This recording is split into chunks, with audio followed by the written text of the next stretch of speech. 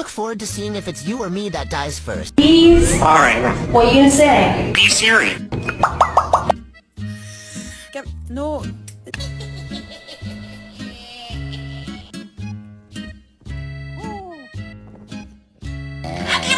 I love you. Give him a kiss.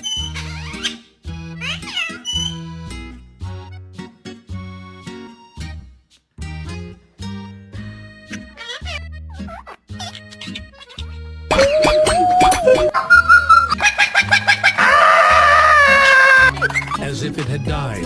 When the man touched its beak,